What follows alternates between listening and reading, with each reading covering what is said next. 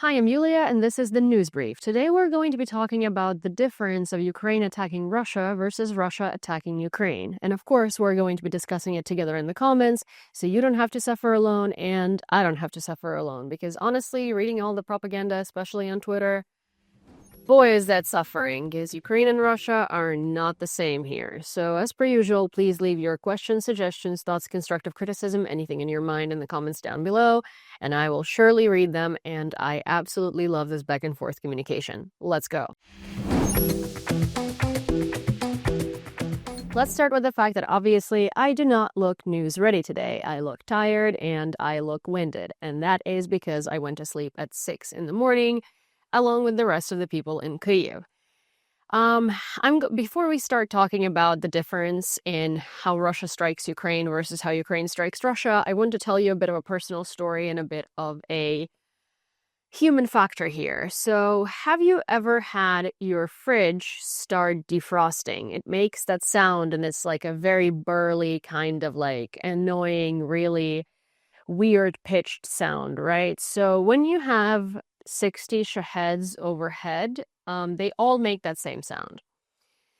So last night, it felt like I was sitting inside of a fridge that was defrosting, except I was not in the fridge. I was in an apartment, and these noises were coming not from a fridge. They were coming from a plethora of Shahed drones that were flying right above my head. At about 2:30 in the morning, I woke up because of terrible explosions and my partner's dog jumping on the bed with us, and I, having my dogs back in my apartment, was awake until 4 in the morning, listening to the very, very loud explosions and trying to convince myself to not go to my apartment in the middle of heavy bombardment to check on my dogs. And one of the reasons why is because we have curfew until 5 in the morning in Kyiv during wartime, and also because, well, there was all hell breaking loose outside. Yet at 4 in the morning, I did jump in my car and I did drive to my apartment to check on my dogs, who were absolutely terrified. And I was terrified for them because, well, obviously, Ukraine is getting bombed by Russia every single day. However, you never know when a big one is going to happen. And for some reason, the big one always happens when I'm not staying at home. So I got to my home. My dogs were terrified. We spent until, I want to say, 5:30, so another hour and a half, sheltering because it was loud. There were a lot of Shahed drones. In the beginning of the night, there was a ballistic missile attack, and in fact, it landed not very far away from where I'm recording this right now, and it's not the first time that it had landed close to my office or my home or something of that nature. The two cities that suffered the most yesterday were Kyiv and Odesa. As far as we know at the moment of recording, there are 2 deaths in Odessa and 4 injuries in Kyiv. If I could describe the view from my 15th story apartment yesterday, there was billowing black smoke coming from, well, I'm assuming actually here. And it looked like Armageddon because by the time I got home, it was starting to get lighter outside and the sky was orange with billowing black smoke coming into it. And that was what I want to say what I woke up to, but not really. That's what I went to bed to because of Russia. Now, the reason why we're talking about this today is, well, obvious, but also because I keep seeing lots of trolls on Twitter talk about how Ukraine does not want peace because Ukraine keeps striking the Kerch Bridge, Ukraine keeps striking Russian airfields, and Ukraine keeps striking Russian oil depots and Russian ammunition depots. And, obviously bad Ukraine doesn't want peace. And it's very clear that instead of negotiating, we're doing all of these horrendous things. Russia has been striking Ukraine for 3.5 years, every single day. Some cities are not under fire every single day, but the entire country is under fire every single day. I can't tell you when the last time was that I actually slept through the night without a single air raid alarm. I can't tell you when I wasn't scared that I'm not going to wake up tomorrow. I can't tell you when was the last time. Well, actually, no, I can. I can tell you the last time that I slept through the night was actually when I was outside of Ukraine and I was in Europe. And that was, at this point, I think 3 weeks ago. Russia doesn't strike military infrastructure. Russia purposely targets civilians. Every single one of these daily terrors and nightly terrors is landing on civilian areas. And it's not just because it's an accident or, the drones flew somewhere where they were not supposed to. No, Shaheds get coordinates, and they are a kamikaze drone, which means that the coordinates are preset when the drone launches, and that's where the drone flies to. So they are being set for specific coordinates, and they do fly over civilian areas, and they do specifically and intentionally target civilian areas. Putin's strategy is to exhaust the population so the population falls on its knees and decides that it wants to surrender to Russia. It only makes us angrier. It's not a strategy that's going to work. But the point is that the difference between Russia and Ukraine is that every single time that Ukraine has targeted anything in Russia, it has always been solely military infrastructure.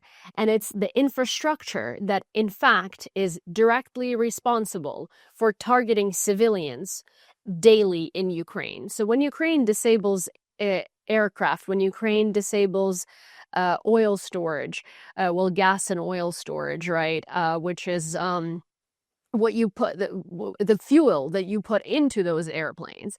When Ukraine disables launchers, when Ukraine disables drone factories or drone depots, we are doing that not to attack. We're doing that so that we can minimize attacks on ourselves. That, in fact, is something that can lead to peace, while what Russia is doing during these negotiations is, in fact, deadly and bloody and targeting civilians.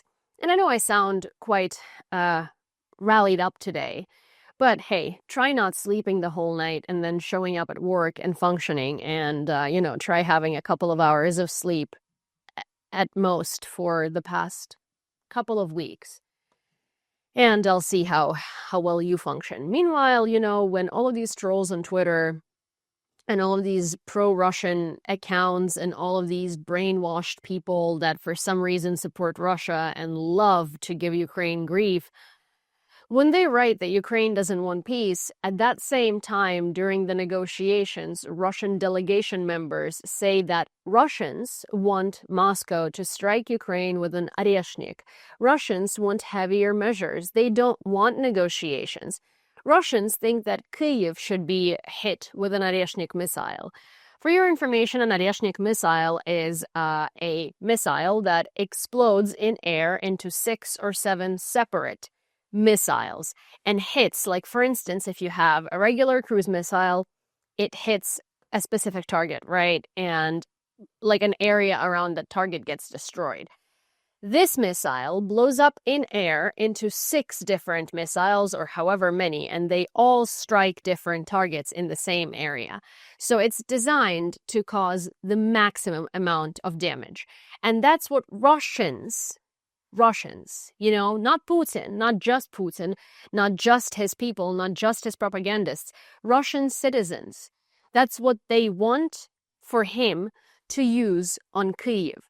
It was previously used on Dnipro before, and it caused a tremendous amount of damage and destruction and loss of life.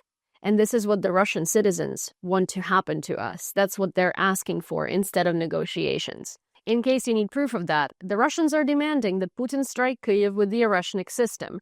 They want harsher actions. They're tired of negotiations, said the head of the Russian delegation, Vladimir Medinsky, Russian delegation to the peace talks, that is. So when you read things like that, and when you know what's actually happening, it is not just infuriating, it's enraging to see misguided, brainwashed, or simply just evil people talk about how Ukraine does not want peace. In this entire time, Ukraine has only struck objects of Russian military infrastructure that are directly responsible for killing tons of Ukrainian civilians while they're asleep or on their way to work or in school every day. Russia, for 3.5 years, has been tormenting endlessly Ukrainian civilians on purpose, daily. And we are being painted as the bad guy who does not want the end of negotiations, who does not want the end of the war. We do. And the only way to end this war is to disable Russia's ability to torment us, which is what we're doing by striking the Kerch Bridge, for instance, which is Russia's biggest hub for military transportation. It's not a civilian bridge. It's a military transportation bridge. This is exactly what we're doing by destroying aircraft at Alenia airfield, which is where the Tu bombers that struck us yesterday, for instance, come from. This is exactly what we're doing with the Russian fleet, which is where Russian warships are sending missiles from.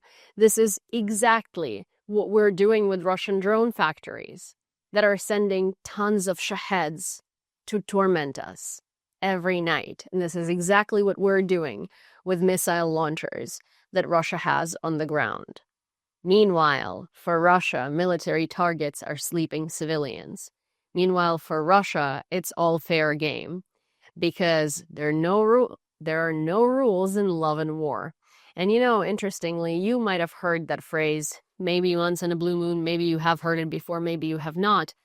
But growing up in the post-Soviet space, most movies, most pop culture, most everything consistently kept telling you there are no rules in love and war. Basically saying that, you can harass someone if you want them, and you can do whatever it is that you want in war because there are no rules in it. However, there are rules in war.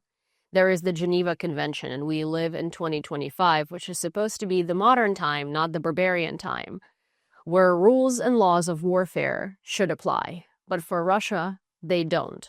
Last night, air defense forces neutralized 284 aerial targets overnight, with Kyiv being the main direction of the attack. Ukrainian forces shot down 213 Shahed drones. Another 64 were lost from radar. 2 KN-23 ballistic missiles and 5 Iskander-K cruise missiles. In total, Russia launched 322 aerial targets. There were confirmed strikes in 11 locations, and debris fell in 16 locations. That's a country that wants peace, right? 300 plus aerial targets, ballistic missiles, supersonic missiles. That is what we go to bed to and wake up to every day. And, I don't wish anyone to be in our shoes, but I wish people could understand and could see what that feels like before commenting things like Ukraine doesn't want peace.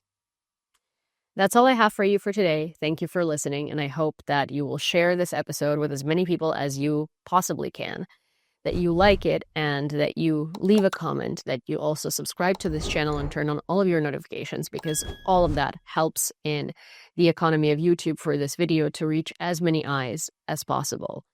And of course, as per usual, if you have something to say, please do so in the comments down below, and I'll make sure to read it. See you next time.